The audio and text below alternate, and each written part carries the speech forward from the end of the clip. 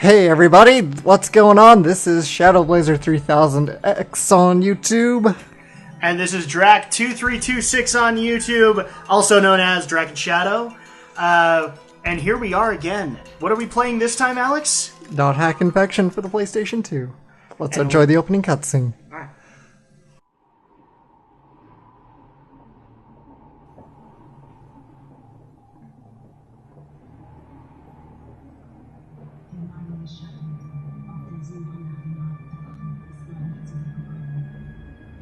Der Mann des Schattens auf der Suche nach dem Abendrachen ist noch nicht zurückgekommen.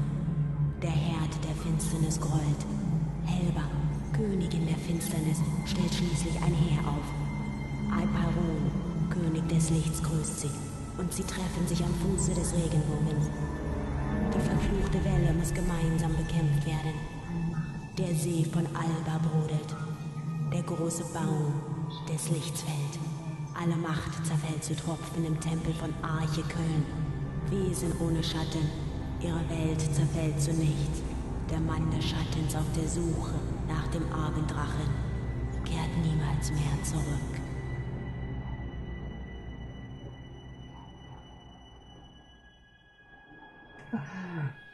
Little tease of what's to come. Little hinting. Made me wonder if my translation was wrong. No, it's right. It's intentionally in German, by the way, because the character who wrote... Okay, user registration is done. Now for a name. It's Izzy! It's Izzy! Yes, exactly. Digimon fans everywhere. It's probably already there waiting for me. I'd better hurry. Yes, Izzy, we better hurry. Alright, before we go any further on this, welcome to our Hack Infection Let's Play. There is one little factor we would like to add in here. Not only are we playing this game, but Alex was able to convince me, since with his new anime channel, ShadowBlazer3000X2, where he has now done Cardcaptor Sakura and Madoka Magica, right? Yeah. Or Magica? Okay. Madoka Magica. He has convinced me also that while we are playing these, I have never seen a .hack series all the way through. So while we are playing this game, some of the commentary that we're going to be adding is I'm going to be watching .hack Sign and probably even go into the side story for these games. So that's going to be interesting. We'll go into that a little bit more, but I have a feeling we got another cutscene with Izzy, and I don't want to interrupt the Izster. Right. And yes, our name is Kite. Oh, in true RPG fashion, you can name him whatever you want. It's just better to stick with the original character name, in my opinion. Please enjoy the world.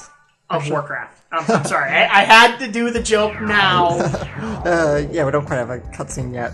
I actually...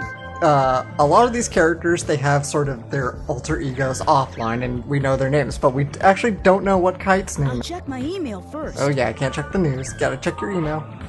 CC Corporation. Okay, is there something I'm supposed to know with the CC Corporation? Yeah, CC Corporation is the in-universe maker of the world. They're this big electronics company, and yes, they indeed are named after the company that made this. It's a shameless plug, but it's but it's even more funny when you consider what CC Corp does in this.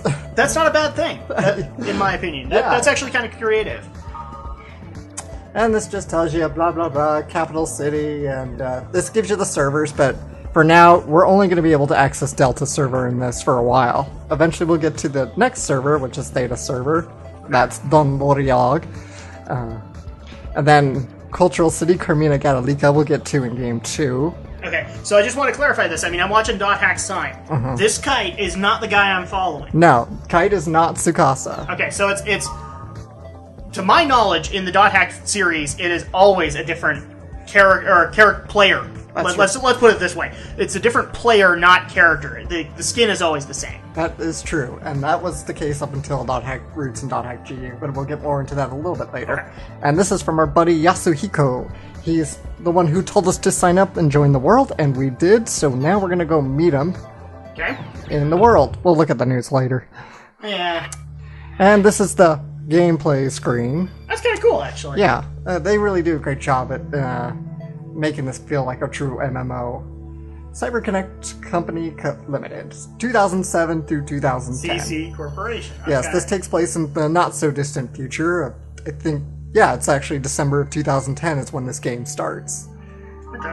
And here's the message board. We'll look at all these later. It just gives you some hints and other stuff. Yeah, I mean, if it's tutorials that Alex is behind the helm on this one since he's the Dot Hack fan and wanted to play it. So if he already knows how to do this, then I'm just going to let him go. I don't think tutorials are necessary. I think they hold things back. We're going to have to unfortunately go through this forced tutorial in a minute. We'll just let it talk. That's fine. And this is Yasuhiko, I'm assuming? Yes. Hey, you made it. Oh, that's creepy. It's Mel Gibson. Hey, it's me, Orca, the Blade Master. Whoa! You look so different from the real Yasuhiko. Nothing like the real you. Hey, in this game I'm Orca. Regardless of what I am in reality, I'm pretty well known here. What? No, you look great. Anyway, take this. Member address is the flashmail address you can only access in the world. With flashmail, you can exchange messages with others in real time, as long as you are in the world. You'll never do that, by the way. It's mostly used by newbies to contact other players to form a party. Try it out by inviting me to join your party. First, press the triangle button to open the menu. In the menu, select Party. The only option you can Next, pick. select Add. Names of players who gave you their member addresses will be listed here. Choose a player you want to invite to your party and send a flash mail. Since you just started, you probably only have my member address. Now, press the X button twice to send a flash mail to me. Ah, got it. Join my party. It's kind of weird mailing each other when we're face to face. Okay, so one thing I want to point out right here now, we have voices in the game. My name appears under your screen. That means I'm in your party.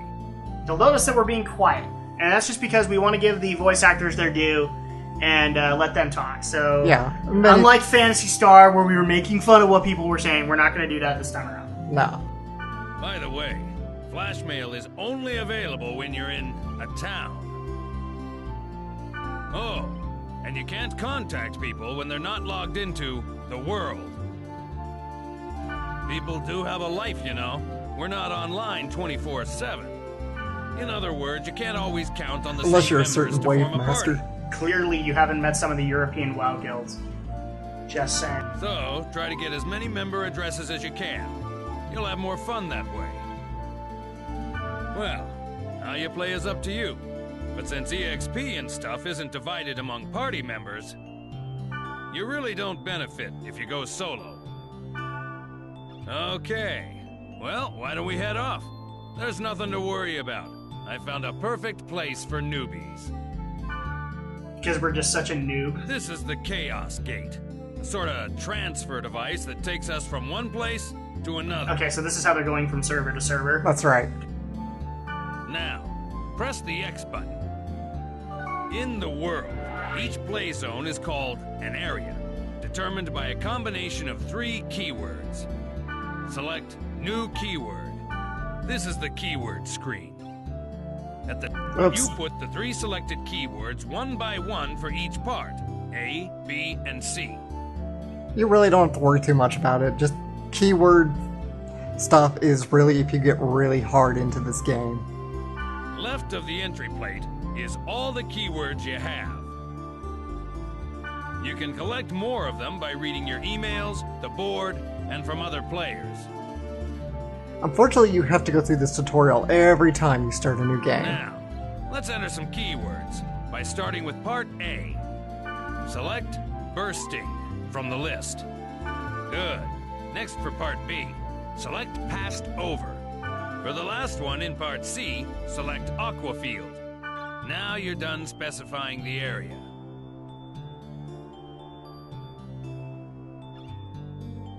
Oh, one more thing. You see the symbol on the left next to the keyword?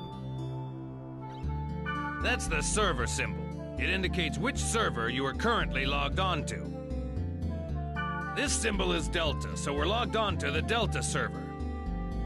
The list on the bottom right is the area status list. See the jewel next to the field type and dungeon? That indicates how the selected keyword affects the status. For example, check the field type. See the jewel on the right? This means that the field type is being determined by aqua field, the keyword in C. We don't know what kind of field the current keyword will create until we get there. But once we learn the effect of that keyword, we can combine it with other keywords effectively. For more details, check out the board on your own time. All right, let's get going to the Delta Bursting Passed Over Aqua Field. Select Warp. Tutorials. Unfortunately, They happen. yeah. Unfortunately, there isn't a way to skip it, or because it does enact the storyline. And here's the thing, tutorials are hit or miss. You can either get it right or you can get it wrong. Before we get going, let me explain to you about the camera control. During the game, enemies will attack from all directions. The idea is to adjust your view quickly to see your enemy and grasp the situation. I'll explain more later, but remember, you can only use skills on targets you can see. Basically, if you don't use the camera right, you'll be dead before you know it. I learned that the hard way. First, rotate the camera. Push either the L1 button or the R1 button to move the camera. Yay, Alex can use the game! Next, let's zoom in and zoom out. You can zoom the camera in or out by using the right analog stick. Try it.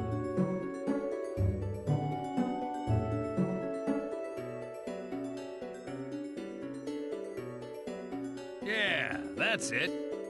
How do you know? Finally, you reset the camera by You're pushing not the on our R2 game button. interface, sir. There you go. Remember, when the battle starts, constantly adjust your camera. Yeah, I can already tell this tutorial's kind of miss. Okay. And this is the field. It's very helpful the for lowest first-time level in the area. players. Sure.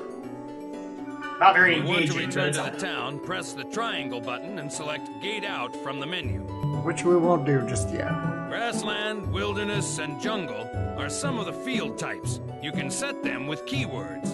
The combination of field type and weather determines the area elements. Now, do the other games have this kind of If a it's a tutorial? grassland and it's raining, that the- area will the be other a water element stage. Let me think. The other 3 in this series alone do not. GU1 does have a force tutorial. In fact, GU is actually kind of bad because it has 2 force tutorials. Gotcha. The elements also affect the type of monsters that will appear and the items you can get. Don't worry about it now. As you get used to it, combine words to get different elements. Again, this is really only if you're going to get really hardcore into this game. For the Yeah. most part, anything will really help you out. Now, let's get going on our quest. First, check the map at top right. You see the red down arrow on it? That's the gate to the dungeon. In the dungeon's deepest level, there's a god statue that usually holds a rare item. Basically, the goal is to reach this statue. But enemies are often tougher down there, so gain some levels above ground before you head below. Okay, wait a sec. That actually brings up another interesting concept here. This is an RPG. For those who are new to our LPs, will we be doing grinding? No. Not on camera. Alex will be doing the grinding, and then we will figure that out. We will just basically magic cut so that we can keep the story going. Right. So, if you guys like grinding, sorry, we just don't think we can provide enough content and commentary while grinding. No, not really. No. Okay, Orca just used a fairy Zord. That's a very useful item because it shows you where all portals are on a map. Okay. By using the fairy's orb, hidden data on the map becomes visible. And I forgot he said that. Sorry, guys. That's alright. That's alright. Yellow areas on the map show magic portals, where you encounter monsters and treasures. Alright. How about we go pick a fight? Yes! Head for one of the magic portals. Give us something to do! Okay. Oh, more scripted sequence. For a basic Oh! approach the target and press the X button. At least it's engaging, By so... the way, a cursor I'll give it appears that. on the target so that you can check its name and hit points. Try using a basic attack to defeat some monsters. Look, I'm ragging on this tutorial, but I mean, in all honesty, this is a pretty good way to get people into RPGs. So, I'm not gonna knock it. You've started to get the hang of it, right? Okay, let's try using skills. And as you can see, I got 60 experience points from that. This isn't Phantasy Star where we get like 2 points from a monster. Yeah. Press the triangle button. No, to it's open the not, menu thank and goodness. select skills. Okay then. Choose Repth from the list. When the target cursor appears, select the target and press the X button to execute. That's it. Pretty easy, huh? You can target a party member for recovery or remedy skills, and the enemy for attack skills. I just realized what this is reminding me of. What? Obligatory Final Fantasy reference! Final Fantasy 12. Remember, you can only apply skills to targets within your view. Before using a skill, adjust the camera so that your target comes into view. Well, you must be sick of me at this point. Yes, we You are. have Orca. no idea! It's your turn to tell me what to do by using chat. Ah! Okay, I'll teach you the command to get your members to heal. Okay then, press the square button to open the menu. Next, go ahead and choose First Aid from the menu. And you're picky. Well, Nice. it's good to be the boss, isn't it? If you use it well, you can bunch up on the enemy, or give separate orders to each party member. When you add new members to the party, try various chat commands to see their effects. That's it for now. Just remember what you learned, and start exploring. When you think you're ready, we'll head for the dungeon. Is it really it? Yeah. Okay, good. Okay, yeah, that was a pretty freaking long tutorial. I gotta Actually, admit. well, no, we're not quite done. There's still more stuff in the Yeah, I dungeon. get it. It's a tutorial stage. But... Okay. Orca took care of that for me. As you can see, this is real-time combat. This isn't turn-based RPGs. So it's pretty revolutionary for its day. Yeah, it looks like it played a lot like Final Fantasy 12. So hopefully its story isn't as bad as 12. I'll be honest. Now, are you always going to be grouping up with Orca, or are they going to find like other people to group up with? There will be other people to group up with. I'm not gonna really spoil anything for you because this is, like I said, you can't. There's no way to skip this tutorial because it's what enacts the storyline into motion. So, okay, and you might be seeing that little spring right there on the map. I can't really do anything with that now, but later when you get more just equipment and random stuff, you can throw it in and he'll ask you, oh, did you lose a golden axe or a silver axe? And depending on your answer, depends on the item you get. Okay. If you ever answer golden axe or silver axe, you'll get a golden axe or silver axe. If you answer none, then he'll give you something pretty decent. Sometimes he'll give you something crappy. Just depends on the stage level.